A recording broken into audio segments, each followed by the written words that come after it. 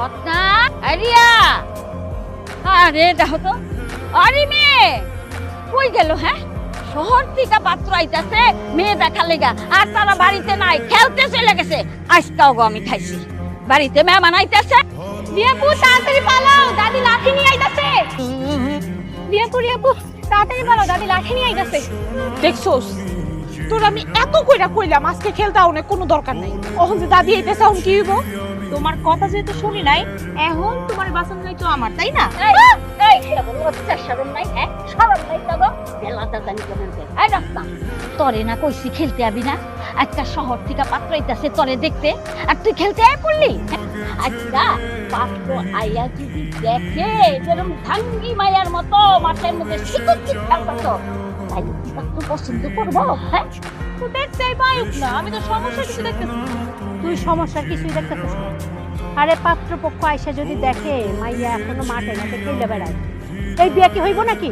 শোনো আম্মা বিয়া না হইলে নাই আমার বোন কি বানা চলে ভাই সাইছে হ্যাঁ আমার বোন রূপে গুণে মাশাআল্লাহ বুঝছো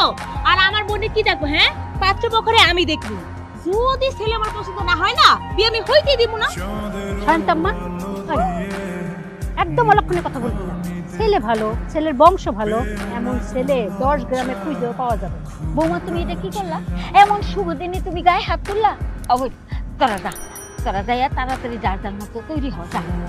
আচ্ছা দাদি আমি অক্ষুনি গিয়ে রেডি হইতেছি মা গো মা নেই আম্মাই কইলো পাত্র ভালো বংশ ভালো ও নেই বলতে গেলি দূর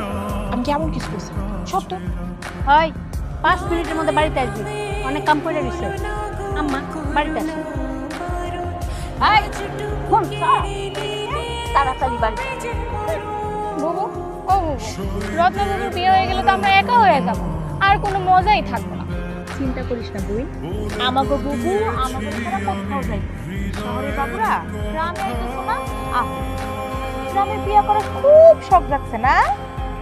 ভালো করে বুঝাই দিবি গ্রামের বিয়া কাহারে বলে কি ব্যাপার ভাইয়া বিয়ের আগে যেভাবে তুমি ভাবির ছবি দেখছো বিয়ের পর তো তোমাকে আর খুঁজেই পাওয়া যাবে না চুপ বেশি বেগে গেছিস তুমি একটা কাজ করো ভাই ওই পাশের গালে তুমি একটা থাপ্পড় লাগাও আর এই পাশের গালে আমি একটা থাপ্পড় লাগাও এমনিতেই আমার মেজাজটা গরম হয়ে আছে তার উপর যখন থেকে গাড়িতে উঠেছে তখন থেকে শুধু বকবকানি আর বকবকানি শুনেছো তোমার মেজো ছেলের কথা শুনেছো সে নাকি আমাকে থাপ্পড় দিবে সাহস কত বড় এখানকার সবচেয়ে মুরব্বী হলাম আমি পাত্রী যদি আমার পছন্দ হয় তবেই তো বিয়েটা হবে নাকি রাইট হানজানা একদম ঠিক কথা বলেছে আচ্ছা বাবা তুমি আমাকে একটা কথা বলো তো আমার ভাইটা কি দেখতে সুন্দর না নাকি বংশমর্যাদা না নাকি শহরে মেয়ের আকাল পড়েছে যার কারণে তুমি এরকম একটা অজপাড়া গ্রামে এসেছো পাত্রী দেখার জন্য আমার ছেলে একটা রাজপুত্র ওর জন্য একটা রাজকন্যার সন্ধান পেয়েছে সেজন্যই এই গ্রামে আসা রাজকন্যা নাকি মৎস্যকন্যা সেটা তো সময় হলেই দেখা যাবে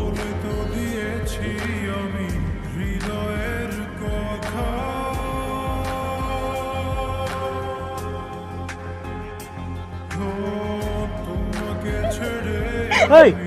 what is this? What is this? Who the hell are you? দেখেন দুলাভাই এত ইংলিশে ফটো করে না হ্যাঁ আমরা ইংলিশ কম জানি না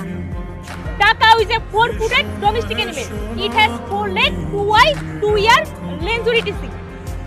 আমি আমার ছোট বোনের একটা গোবর পানি দিতে গেছিলাম ভুলবশত আপনার গায়ে লাগিয়ে গেছে হ্যাঁ আর শুনেন দুলাভাই হয়ে আর শালীর কি দোষ আমি সহ্য করতে পারেন না কেমন দুলাভাই আপনি হ্যাঁ দুলাভাই শালি আরে কে আপনার দুলাভাই কেন আপনি তো দুলাভাই অবশ্যই ওনা দুলাভাই হন নাই কিন্তু দুলাভাই হন লেগে তো আমার বাড়িতে আইছে এই যে হবু বিয়ার সাহেব আপনি কাকে দুলাভাই বলছেন এসো এসো আরে আসো এই যে বিয়া এটা আপনাদের দুলাভাই না আপনাদের দুলাভাই হলো এটা আরে ভাই আসসালামু আলাইকুম ভালো আছেন না সবাই ভালো আছে দেখি বাবাজি তোমার অবস্থা কে করবে ও তুই বাড়িতে মেহমান আইতে নাইতে শুরু করে দিছ এইসব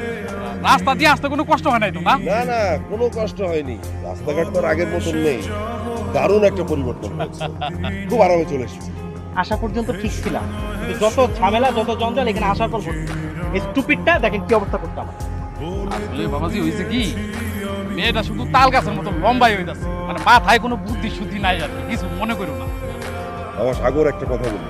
মানে আমি যদি গ্রামে থাকতাম তাহলে তুমি কি করতে? তুমিও কিন্তু সবসময় এই গরু গোবর মাটি এসবের সাথে লিপ্ত থাকো। ইম্পসিবল, প্রশ্নই আসে না এরকম গোবরে লেপ্টে থাকা। ভাইয়া তুমি যদি গোবরের সাথে মিশে থাকতা তোমাকে কিন্তু দেখতে বেশ ভালোই লাগতো, কারণ তুমি বেশ কিউট আছো। একটা থাপ্পড়।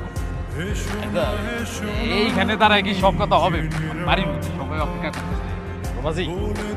তুমি কোনো চিন্তা করো না, তোমার এই কাপড় চোপড় যে ময়লা করছে তারে দিয়ে তোমার ব্যবস্থা করতেছি আমি।